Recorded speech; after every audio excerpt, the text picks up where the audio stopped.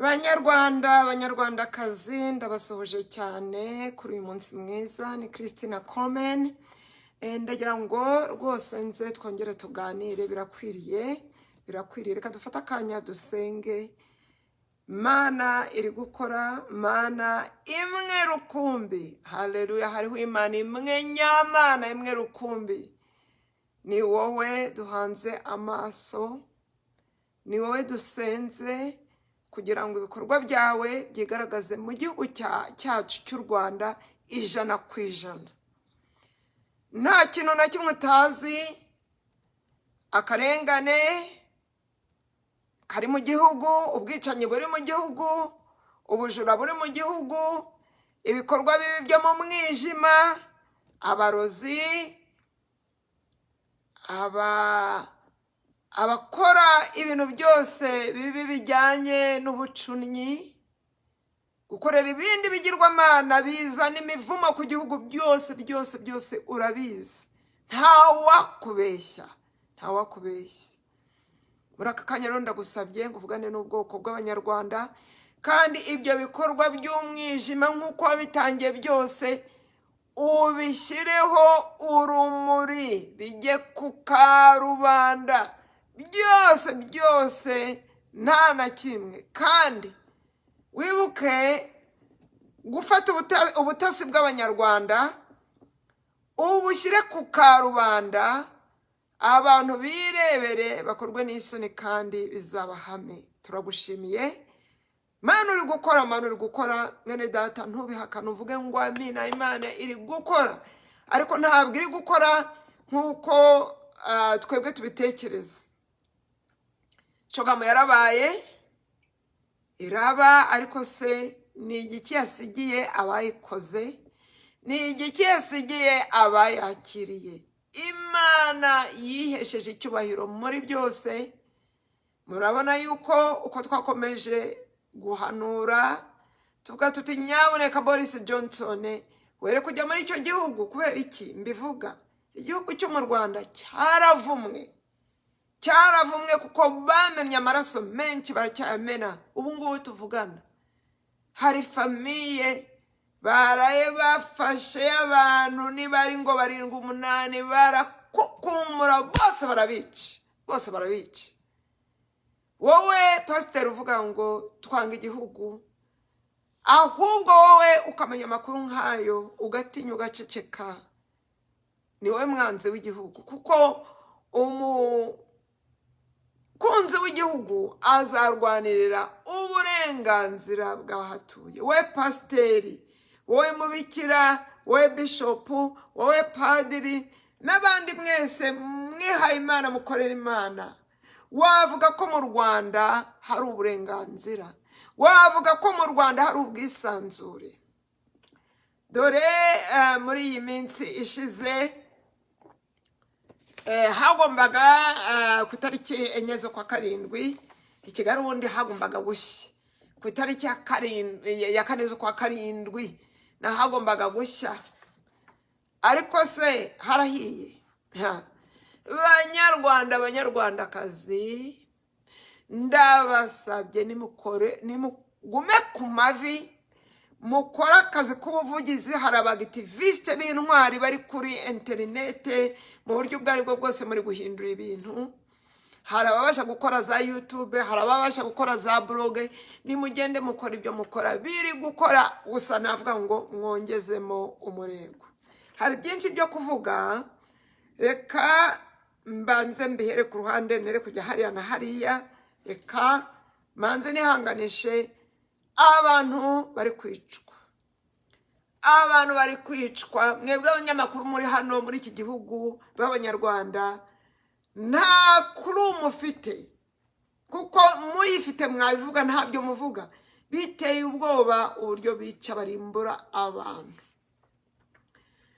Mu nkambi ya Nakivale ngo nta musaza uri kubyiyumvisha, ngo nta muntu w'umusaza urimo wabona ufite imyaka 50, urengeje 50, kubera ko bagiye baza bakabaroga ngo kugira ngo batazavuga amateka, abantu bakamenya bariya abantu abaribo. Bariya si abantu, nta nubwo nzi yuko ari n'abavantara, ntabwo ari abantu basanzwe. Ngo muri iki cyumweru tariki 4 z'ukwa karindwi hari umusore bishe wari uhagarariye abakongomani bari muri iyo nkambi. Nuko Angela ndagusuhuje, karibu my new sister, hallelujah. Ubwo ngo baragiye hari ibibazo by'abakongomani abavuga Uringara n'abandi bavuga izindi ndimi, hazamo ibibazo byinshi cyane, umwuka mubi kubera iriya ntambara yo muri Kongo. Ubwo rero umuntu wari ukuriye iyo nkambi ya Nakivale, nabishyize kuri Facebook yanjye, arapfa atarwaye, ngo kandi ngo yarasigaje iminsi mike kugira ngo aze muri Amerika, yari yarabonye visa, ibintu byose arabibonye. Mu yindi nkambi nanone muri Tanzania, umuntu w'umukecuru nawe ngo barapfuye gutyo nyine atarwaye. Ubwo rero Imana yambwiye umunsi ngo igisha abanyarwanda kwirinda. Reka mbabwire, iyo wirinze Satani nawe abona ko ukanguye, ntabwo ashobora kukurangiza bimworoheye. Umujura ajya kwiba mu ijoro rero ubu ni ugushyiraho abazamu. Bivuze ngo iki? Abantu ngo bari mu gihugu, ibi nibyo Imana yari kumbwira, ndi kubasengera kuko ndabasengera, turabasengera buri munsi. Abantu muri mu gihugu mu Rwanda, mumenye yuko bamenye ibyanyu, bakunze kugenzura amatelefone, ariko cyane bagenzura amatelefone y'abantu bashaka kwica.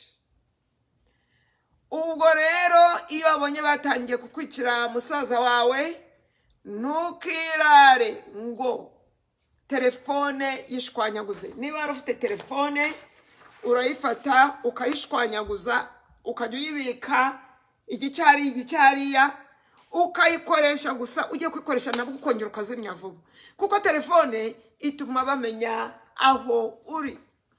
Niba batamenya ahantu uri, kukwica bizakugora.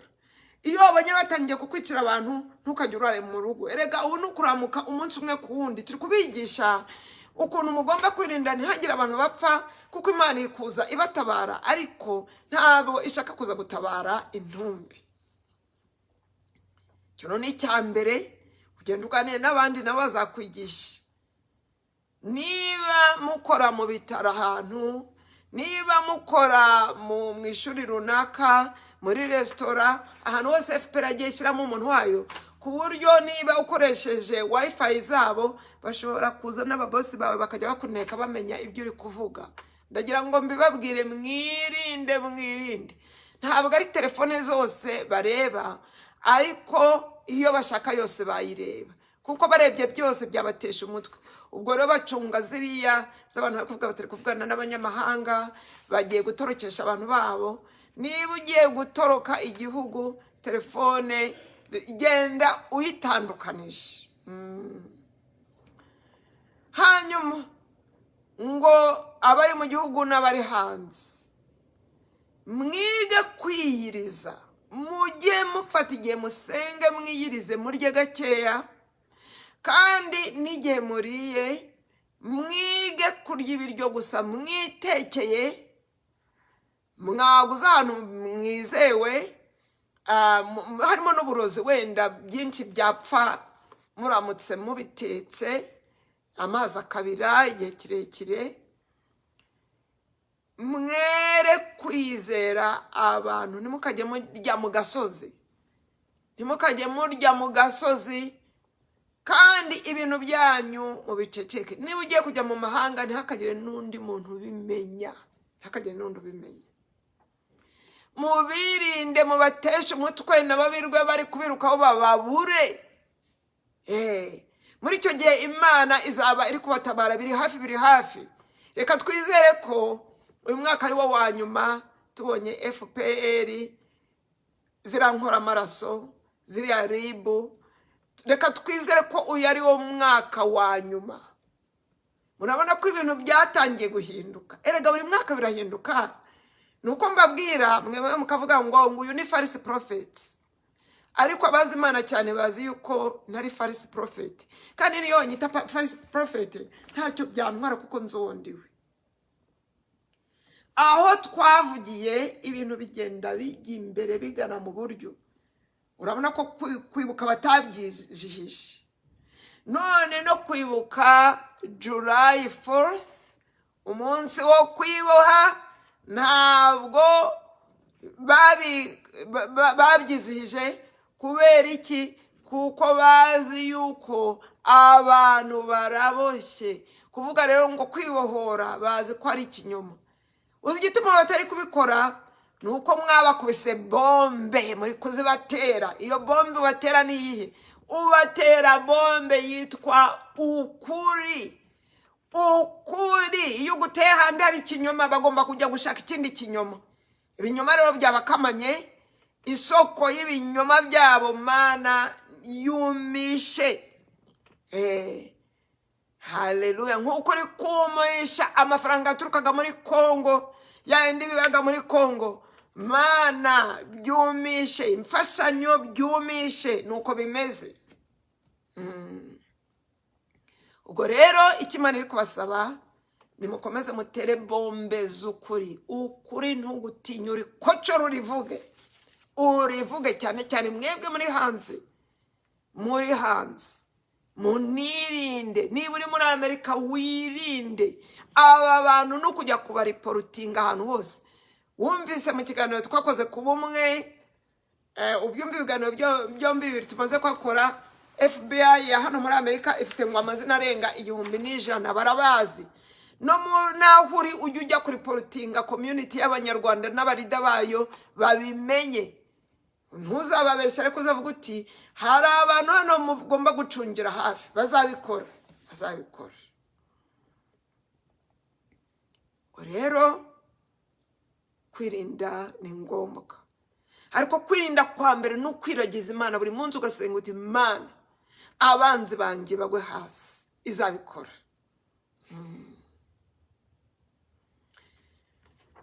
Nanejejwe rwose n'ukuntu batijihije uriya munsi wo kubeshya ngo twari bohoye.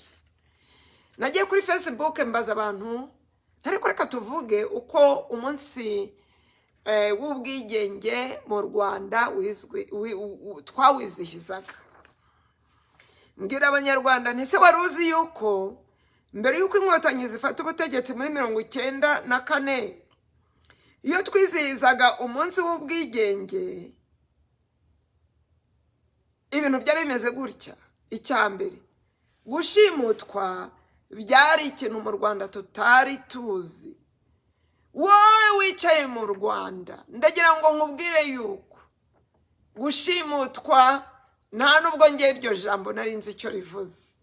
Abanyarwanda benshi gushimutwa twabyumvise ariko FPR igeze mu gihugu. Wicaye mu gihugu kigeze kugira uburenganzira bw'ikiremwa muntu. Wicaye mu gihugu kitari kizi gushimutwa. Ubutegetsi bwa Habyarimana, ubutegetsi bwa Kayibanda n'abandi ba perezida bamubanjirije Mbonyumutwa ntibwashimutaga. Gushimutwa ni ibintu byazanywe n'inkotanyi. Gushimutwa ntabwo bibaho mu bindi bihugu. Barababeshya ngo mu bindi bihugu barashimuta ngo bariba. Narababwiye ngo kuva nagera muri Amerika maze imyaka arenga 25, nta mugenzi wanjye n'umwe wari washimutwa, nta mugenzi wanjye n'umwe wari wicwa. Nimumenye ukuri kandi mukuvuge mwivuye inyuma. Ukuri kurabatura. Mbere yuko inkotanyi zigera mu gihugu, nta nzu z'imbohe ziriya za safe houses zabagaho. Safe houses ni ibintu ngewe numvise ari uko bari abakenya bateye igihugu cy'u Rwanda. N'abakenya, reka tujye tuvuga abari.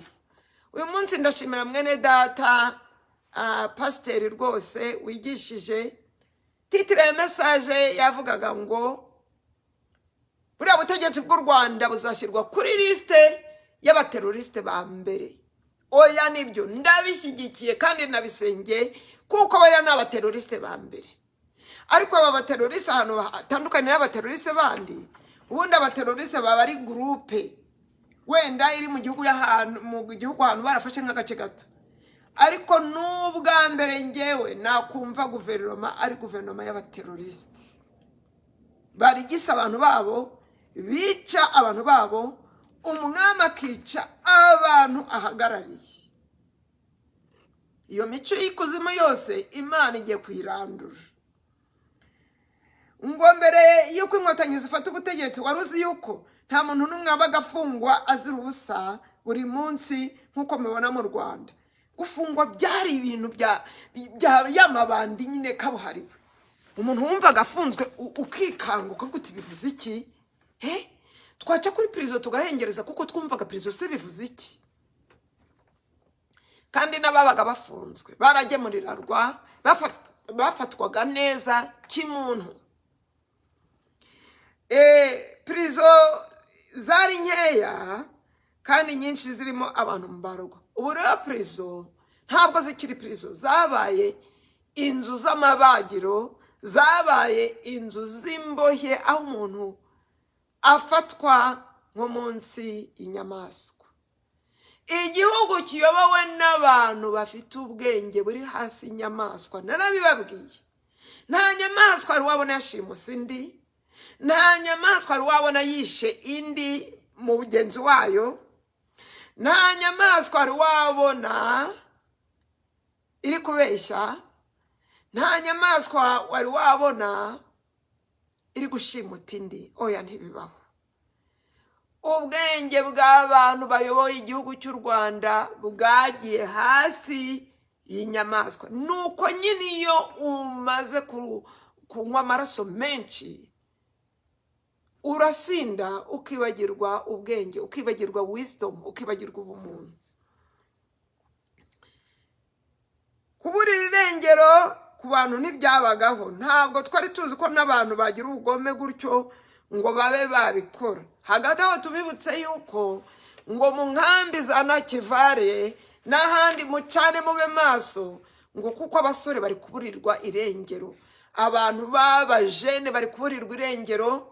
Ese mwari muzi ikigize bariya ba M23? Bashyiramo abasirikare babo bakeya, ariko abenshi ni babandi bajyana mu budehe. Umuntu ngo akajya kwifuza nta mituweli afite, akajya kwifuza nta mafaranga afite, uzi uko babigenza?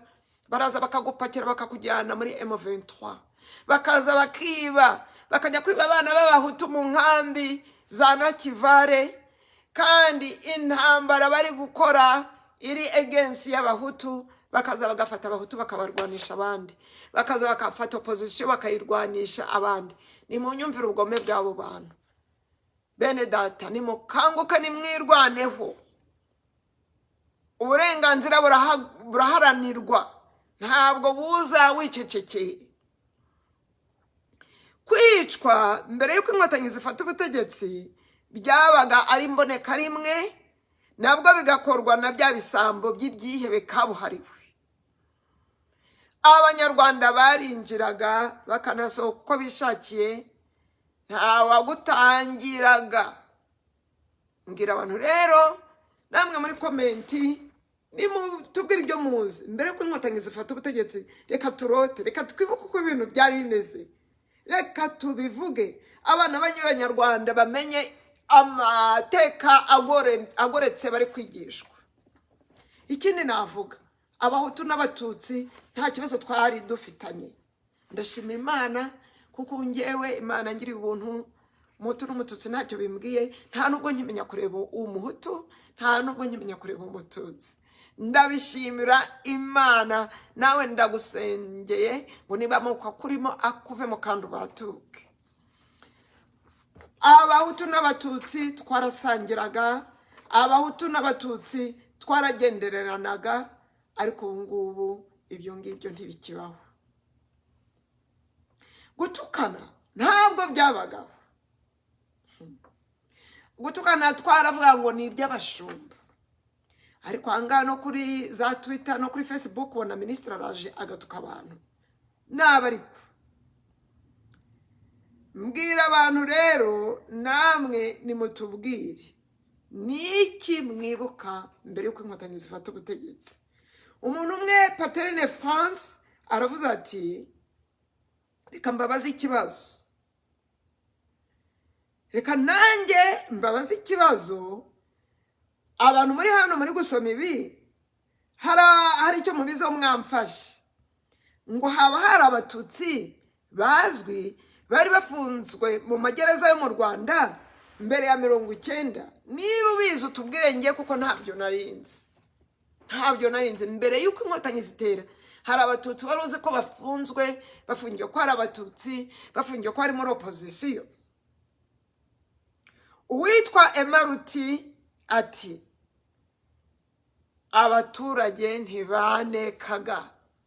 Ndagira ngo mbwire abantu muri mu butasi bwa FPR mwese ko Imana izabarimbura nimutihana. Irambwiye ngo izabice, kuko ujya gutata ari gutatira Satani akagira ngo ari gutatira Imana. Wowe uri kunyumva uri mu butasi kandi naha murahari mwaje kumva, ndagira ngo nkubwire ko Imana yavuze ko izagutikura, izakurangiza, kuko uri gukora Satani. Buriya butasi ntabwo ari ubutasi bwiza. Ubutasi bwiza hari igihe bwemerwa ko bubaho, ariko ubutasi buza kuneka abantu kugira ngo babice. Kandi bamwe bakora ubutasi ntabwo bababwira ibyo bageraho, bakoresha groupe y'abantu ku buryo uriya uri gukora hariya ataba azi icyo uri hari agamije. Bakoresha shene z'abantu. Abaturage ntibanekaga. Reka biriya bavuga ngo byanyumba 10 ngo yabazi ngo inzu yose ngo abantu ngo 10 ngo zibyahabaye. Oya biriya nibyo bababwira, bicinza umwabikuye, ntabwo byari byo. Banyumba 10 bari bahari, ariko nyumba 10 se yari kukuneka ati ibyo kuneka nta byabagaho. Amarozi yari make, ahubwo se yabagaho ko harogaga babakecuru bamwe bambaye ingutiya zishaje, babandi bajya mu marimbi. Abantu barogaga barabacuraguzi, nabwo byari bake kandi abantu babaga babazi bakabirinda. Abaturage barizeranaga. Uzi ko twajya kuryama tudafunze umuryango. Umuntu yaza kugura ikintu iwawe atahagusanga akagifata akagusigira amafaranga munsi y'igitebo.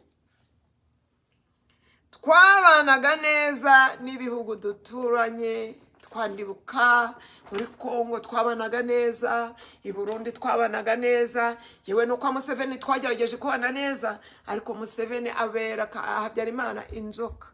Niyo mpamvu mpamya ko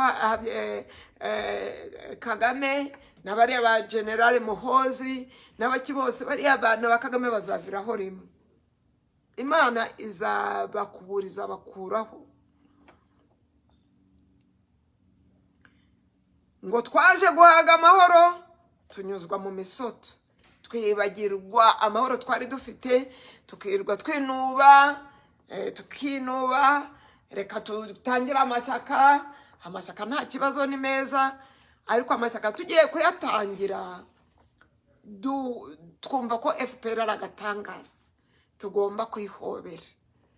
FPR ikintu bashakaga, bari abantu ikintu bashaka ni nk'abana bahora biriza iyo batabonye ubutegetsi ngo aribo bajya kwisonga, bafite ikintu supremacy giteye ubwoba. Nahariya muri Kongo ntabwo ari ukuvuga ko abatutsi bafashwe nabi, nahariya muri Kongo ntabwo ari ukuvuga ko abanyamurenge bafashwe nabi. Abanyamurenge se nibaje babyivugiye, bavuze bati mwere kutwicisha. Kagame ari gushaka gukina umukino nk'uko yakinnye mu Rwanda. Reka tugende tubatake, tubamerere nabi, tubabuze uburyo, tubarakaze, noneho nabo bazakora genocide. Biriya kujya kwataka M23 no kujya kwicisha abatutsi bari muri Kongo. Ariko Imana yakoze ibitangaza, abazerwa batwigiyeho. Uriya mutego ntabwo bazawugwamo. Bamaze imyaka myinshi biga FPR, amayeri ya FPR abazerwa barayazi. Ariko ubundi uretse gushaka kwikubira, muri Kongo turi gushaka iki? Muri Kongo niki kiriyo dushakayo? Wariye zahabu rimwe ngo ntayihaga, niyo baguha igihumbi, niyo baguha ibiro toni yose, ntabwo uhaze ngo reka tugende tuhafate. ushaka gufata byinshi n'ibyo wari ufite mu ntoki bikagwa hasi. Nuko bizagenda. Imitego Imana yabateze muri Kongo ndabasengeye ngo muzayigwemo.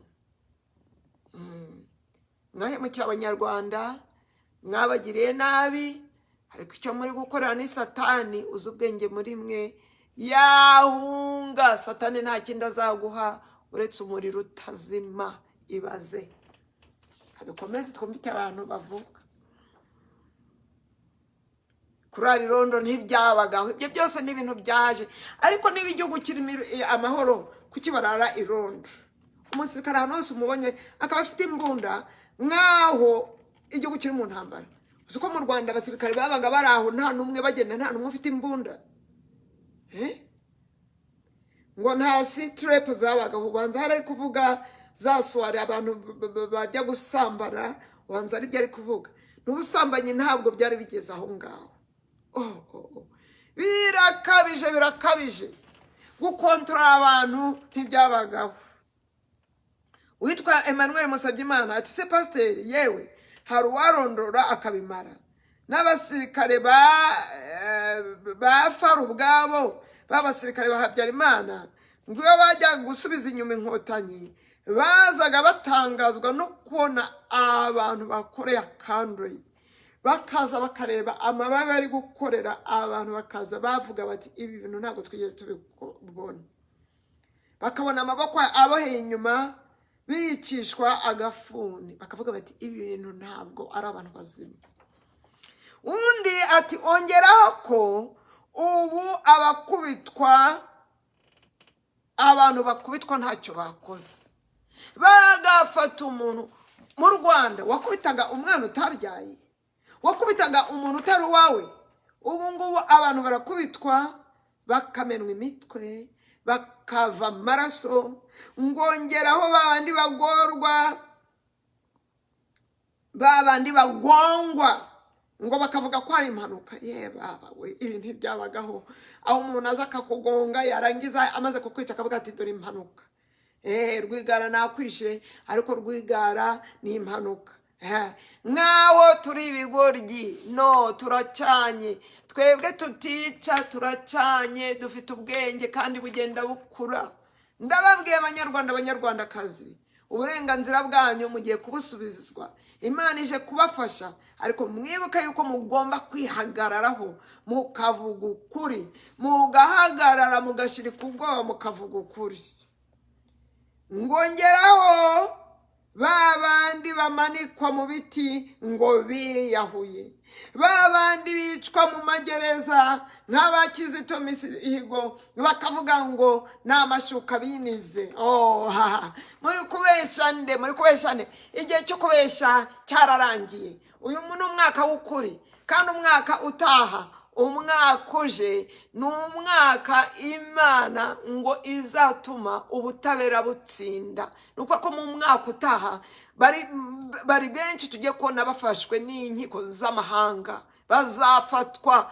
Mana we, reka abicanyi bafatwe. Reka buri muntu wese wishe, nubwo yaba yarihamye, azabiryozwe. Mana, reka buri raso, buri muntu wese, arabo biciye mu mato, arabo biciye muri za Kivu, abo biciye muri za Nyungwe, abo biciye muri za Gishwati, ahariho hose, benshi bicira mu bitaro. Umva rero ngo n'ikindi kigezweho, ngo baraza bakabona umuntu barwaye, bakagenda atwaye imodoka, bakaza hagarara, tugiye kugupima covid, ngo bagakubitamo umuntu nk'ejo akaba arahwereye. Ariko muri kubona ubwo bugome bw'abo bantu, waceceka bazakurangiza. Ibyiza rero ni ukuvuga bakakurangiza aho uri kubarwanya. Nuko bimeze, ni uguhaguruka mukabarwanya. Gutsinda kw'Imana kuri hafi. Mana ishobora byose, ha ubwoko bwawe, Abanyarwanda, abarwanira ukuri, baha intsinzi. Bikore. Ngo ongeraho abicirwa abana mu Rwanda mu gihe cya Habyarimana na mbere yaho. Nta mubyeyi wavuga ngo abantu barazaga bakanyicira abana. bakaza bagafunga abasaza bawe babahora ngo kuko bafite amazuru ameze gutya. Ibyo ntibyabagaho munyarwandakazi, waba warahungutse, waba wari uri mu gihugu itandukanye n'aba bicanyi. Kubera yuko nutitandukanya n'aba bicanyi, njyewe Imana yabinyeretse, bari mu bwato bugiye kurohama. Ubwo bwato nka bwa Titanic, urabwibuka ko bwari ubwato bunini, abantu bari barabwubatse bavuga ko budashobora kurohama, aribwo bwato bw'akataraboneka, ariko burohamye.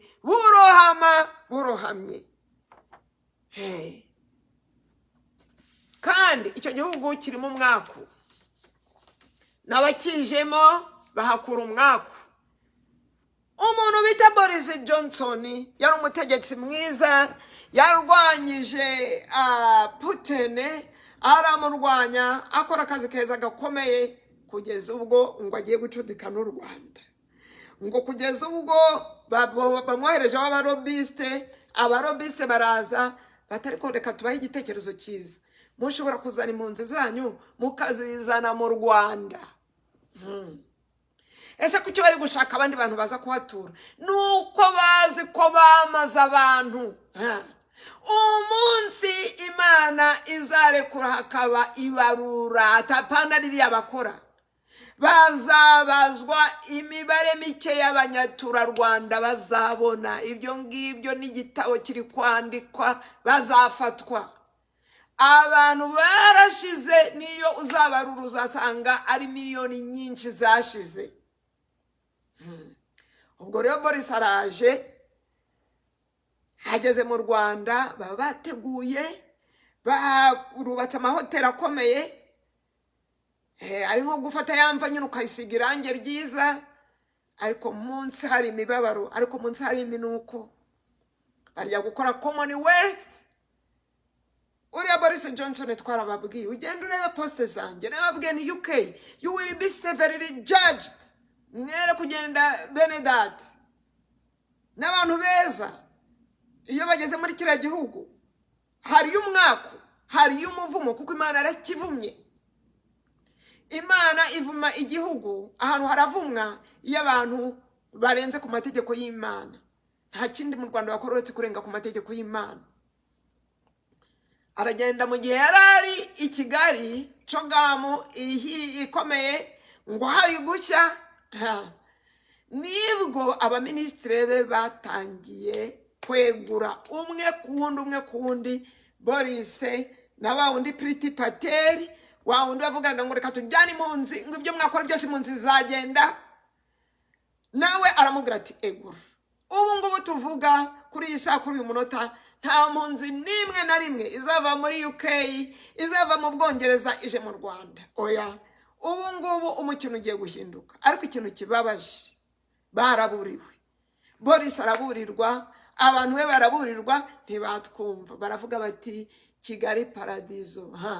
Bene data, mumenye yuko na Satani Imana yaratuburiye ngo aza ngo ameze nk'umumarayika ngo w'umucyo. Marayika najyaza akakubwira ati ndi marayika, ujye uhagarara ubanze umurebe, umwige, umumenye, umukoreho, urebe wowe uri marayika bwoko ki, ubanze ubimenye. Nimugire gushishoza, nimumenye abo mukurikiye, we kuvuga ngo yakoze ibi ngibi, yakoze ibi. Narababwiye ngo ikintu cya mbere kizatuma mumenya Antikristo, cyangwa se ikintu cya mbere kizatuma mumenya ba Mesaya, ba nyirarureshwa, ba bandi bari fake, bandi bakora Satani, bazaza bivuga ibigwi. Murebe u Rwanda nubatse, murebe Babiloni nubatse. Nujya uhura n'umuntu wivuga cyangwa agafata abantu bakamwigisha bakajya bamuvuga, oya njye nukajya uvuga ngo Christine gutya na gutya. Nujya uvuga Christine ujya ubanza uvuga uti Mana habwa icyubahiro, kubera wazamuye Christine ukamwigisha ukamuha ijambo ryo kuduha. Ariko babandi baje bivuga ibigwi, bavuga bati nta wundi usa nanjye, ni babandi bafata icyubahiro cy'Imana, babandi bemera ko abantu baza bakabakorera igitaramo ngo tuje kubashimira ahantu mwagejeje u Rwanda. Nujya ubona umutegetsi umeze gutyo ujye uhunga, kuko Imana yaratubwira ngo Mesaya uri feke azaza mu izina rye, azaza afata icyubahiro cy'Imana kihe, azaza avuga ngo murebe ngiye ibyo nakoze. Banyarwanda banyarwandakazi nimuhumuke, kuko Matayo 15 Matayo 15 umurongo wa 14 muri Bibiliya yanjye y'Icyongereza, nizere ko hameze kimwe, haravuga ngo nimubareke n'abarandata impumyi kandi nabo bahumye. Ariko impumyi ni ukuvuga ngo hari umuyobozi, n'umuyobozi ashobora kuba impumyi, n'umutegetsi ashobora kuba impumyi. Kuba umutegetsi ntibivuze ko udashaka guhuma, ahubwo Imana yatubwira ngo ariko impumyi iyo irandase izindi zombi zigwa mu rwobo. Ni ukuvuga ngo nukurikira impumyi nawe aho igihe niho uzagwa. None se buriya Boris Johnson azize iki? Yari umugabo mwiza, yari umugabo ufite amategeko, common sense nziza, ariko aho ahuriye nabo mu Rwanda sinzi uko byagenze, biracurama. None kujya mu Rwanda gukorana n'u Rwanda bimukuye kuba premier ministre w'Ubwongereza, agiye kubirata. Ubu yeguye, ishyaka rye bamwirukanye, yarivuyemo. Ikintu cyonyine ngo asigaranye ngo nuko premier ministre, ariko abo mu ishyaka nabo bavuze bati tugiye gutora undi. Ubwo rero urumva yuko ibya premier ministre Boris birarangiye. Boris azize iki? Azize u Rwanda. Boris azize kujya mu Rwanda, azize gukurana na Kagame, azize iriya diri y'impunzi. Niki kindi azize? Ntiyari ariho yimereye neza, afite umushahara, ajya ahantu hose bakazana tapi ruje akagenda yubashywe, asengerwa n'abakristo bamushyigikira, abantu bose bamukunda. Azize iki? Iyo ukurikiye impumyi nawe ugwa mu cyobo. Ukomera iryo zina uzaho uzajya. Tugiye gusoza. Ngongeraho n'abarwayi batitabwaho kubera ubwoko bwabo. Ongeraho n'abarwayi batitabwaho kubera ko nta mitiweli. Ngongeraho inzara. Hari umuntu nzi yaragiye ahantu, ageze mu rugo asanga urugi barukuyeho, uturyo twe badutwaye. Dore Abanyarwanda ahantu bageze. Abanyarwanda ahantu bageze bari kwibana ibiryo. Abanyarwanda ahantu bageze bari guhemuka. Ubu se koko ko inzara igiye kubica? Ngewe ntabwo izabica mpagaze hano. Banyarwanda banyarwandakazi, ni muze turebe ukuntu twashinga ikintu. Ngewe niyo mutazamfasha, niyo najya gushaka kandi kazi nkagira ubuzi butatu bune, nzabikora. Ni mumfashe tugaburira Abanyarwanda, ariko tutabicishije muri leta. Nubundi nta nubwo yakwemera yuko twabicishayo, tubaye n'imfashanyo bayirya. Ariko buri Imana izaducira inzira ku buryo tuzabona ukuntu tubagaburira. Nimumfashe rero, ngiye gukora fundraising, kandi ndashyira n'ahanga muri comments, ndashyiraho ahantu ushobora kohereza amafaranga tukayohereza direct. Babandi bari kuza bavuga bati pastor we tumaze iminsi 3 tutarya ibiryo, nirwa ndi kubimena, mfite ibiryo byinshi mu rugo, nta nubwo Nyagasani abantu bose muri eglise turabaha ibiryo, byaratuboranye, twarabitse, dufite ibiryo twarya n'imyaka 3. Birambabaje cyane ko n'Abanyarwanda bashonje. Mu gihe cya Habyarimana ibiryo twaramenaga, byaratuganaga. Ibijumba twarakuraga tugahinka, imyumbati tugahinka, tukagenda tugahunika. Buri muntu wese yabaga afite ibigega byuzuye ibishyimbo, ibigega byuzuye amasaka, ibigega byuzuye uburo, ibigega byuzuye imyumbati. Urabona imwagitamisi twaragendaga tukayinika, tukayumisha, tukagenda tugahunika, none ngo abanyarwanda inzara irabishe. Banyarwanda nimuhumure kandi mugire icyo mukora, kuko nimutagira icyo mukora si inzara gusa ibica, niyo FPR irabica. FPR irabatinya, itinya umuntu wese uvuga ukuri ni mu kwature ni mu kuvuga. Uwo muntu ati ongera yuko mbere y'izi nkotanyi abataravugaga rumwe n'ubutegetsi ntabwo bigizwagayo. Vuga ngo imitungo hari abantu bari afite imitungo ngo ni byinshi, nta wabirondora ngo twabivuga ngo bugacya bukire. Mana dusoze, reka uyu ube ari wo mwaka wa nyuma hariho kwibuka tariki 4 z'ukwa karindwi. Reka bariho munsi wa nyuma wo kwibukwa ukwezi kwa 4, kwibuka nkwa ariko kwezi kw'amara. Mana uzakora hari bitangaza, hari se sinzi uko bizagenda, ariko reka gahinda kaveho, reka karengane kaveho, reka ibinyoma bitsindwe bisubire ikuzimu, reka bicanyi bashyikirizwe ubutabera. Warabimbye Mana, waravuze ngo uyu mwaka ngo ari umwaka ngo aho ukuri kuzagaragara, ngo ariko ngo umwaka utaha ngo ni umwaka ngo nubwo ibintu bizaba bitameze neza cyane, ngo ni umwaka ubutabera buzaza. Ubutabera reka buze mu Rwanda, ubutabera busure buri mutegetsi, buri rugo. Were kugira ubwoba niba nta muntu wagiriye nabi, niba nta muntu wagambaniye, niba nta butasi winjiyemo, were kugira ubwoba, ariko ubutabera buraje. Turasenga, ntabwo twicaye. Abanyarwanda bari gusenga muri Denmark, abanyarwanda bari gusenga muri Tanzania, abanyarwanda bari gusenga ahantu hose. Mana turakwizeye, dusenge abantu bashonje.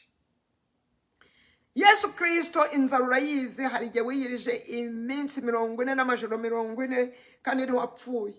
N'abanyarwanda nibatabona icyo kurya nibiyirize, batungwa n'ijambo ry'Imana rituka mu kanwa kawe. Ariko turabizi ko n'umugati usanzwe ugiye kuwuzana, abanyarwanda bakarya bagahaga. Dusabiye babandi bakora imigambi yo kwica, ubatabara iyo migambi burizwemo. Kandi dusabiye n'abicanye ngo inkota bayikubite hasi bihane. Turasabye Mana ngo ziriya mvururu ziri muri Kongo zimaze guteza impunzi ziri hafi kugera mu 200,000. Ziriya mvururu Mana, reka nawe ubiprofite ubikoreshe, bizagaruke bene byo, bizagaruke ba nyir'ubwanditsi bwiriya nkuru ababitangije. Haleluya. Imana nitugenderere, Imana niganze mu gihugu, ubwame bwayo nibuze, ubushake bw'ijuru ari bwo bukoreka mu gihugu cyacu. Nimuhumure, nimwihangane, nagahe gato, nimwirinde, Imana izabirangiza. Murakoze cyane, tuzasubira.